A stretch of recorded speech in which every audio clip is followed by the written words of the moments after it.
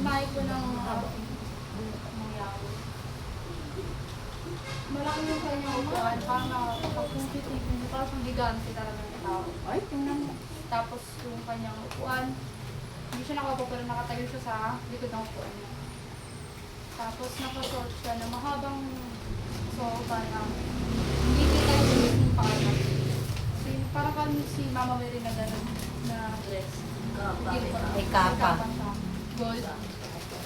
Tapos nakapang dirigma kasi meron siyang armor dito. Tsaka sa ulo niya. Tapos yung tungkod niya, meron siyang pinakita na malaking, parang malaking pundasyon na simbahan.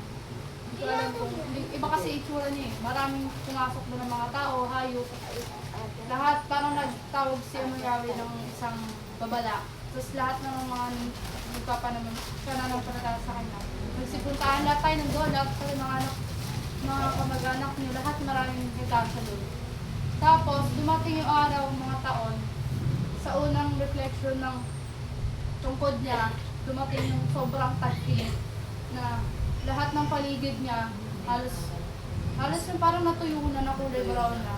Tapos yung mga dahon nagkaroon na ng abo dahil sa sobrang araw. Tapos yung mga insekto, mga hayop na hindi nakaligtas kaysa sa sobrang puno na yung pundasyon na yun na lugar. Hindi nakapasok na matay. Sunod na, kasi ito yung bilog, 4 siya nahati. Ito yung unang nangyari. Sa pangalawa, nagkaroon na ng malakas na bagyo naman. Yung mga bahay sa paligid niya, taka yung lugar na yun, hindi siya inaalon. Pero yung mga sa paligid niya, ang lakas ng alon lahat. Nandiyan yung mga sasakyan, mga bahay, nagsilubugan. So, makikita mo mga puno, nagsisipag, agos. So, yung mga tao sa paligid, sumisilip lang sa bintana. Nagtataka sila, ba't yung bahay na yun, yung lugar na yun, hindi lumulubog. Laban lahat tayo, nagdadasal tayo ng may hawak tayo sa Santo Rosario. Tapos yung pangatlo, nagkaroon ng, ano yung bulalakaw, yung apoy na bato. Apoy. Lahat nagsisagisan.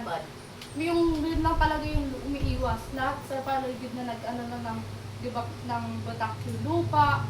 Tapos yung mga tao na hindi nakapasok doon, parang simatayan na as in, doon na sila namatay sa labas ng bahay. Doon sila inabot. Doon na sila inabot. Tapos yung pang-apat, yun na yung parang pag-tilt na eh. Kasi kita ko yung lupa, brown na siya, tapos may mga bitak-bitak. Yung mga puno nagsilagas na. Kasi kahoy na lang talaga siya ng mga itim. Tapos may mga uwak na nasa labas. Yun lang yung nasa labas eh. Tapos meron pang may mga nagsipagdatingan pa ng mga tao, hindi ko alam kung saan galing. Pero gusto nilang makapasok doon kasi doon sila nagkakaka ng sobrang bago pa. Kahit ang daming nangyari, hindi siya nadadami. Kaya yung mga tao na parang galing sa ibang lugar, gustong pasukin yung lugar na yun. Tapos, sa pinakagitna, natapos na yung mga pangyayari. Dumating yung mga, yung cameraman, yung mga balita. Pinifigure niya yung lugar na yun kung paano nakaligtas sa 4 na pangyayari. Yun yung camera. Tapos, mabas ng sibado, piniwanan lahat. So, simula nun, nalabas na sa news sa diaryo yung lugar natin. Tapos, marami nang pumuntang mga tao. At yung lugar ay parang, naging ano siya, yung lugar ni Papa dito sa ibang bansa. Yung lugar na Israel. maraming pumunta na kahit sa mga dayuhan, nagbibigay sila ng mga sila sa lugar, doon sila nagdapit. Bibigay gala. Tapos lahat tayo nandoon. Tapos, yung pinakalas, ito upuan mo lang. Pero sa mga gilid niya, dun tayo sa lugar. Tapos panibagong mga tao na nabasa yung mga pangalan natin.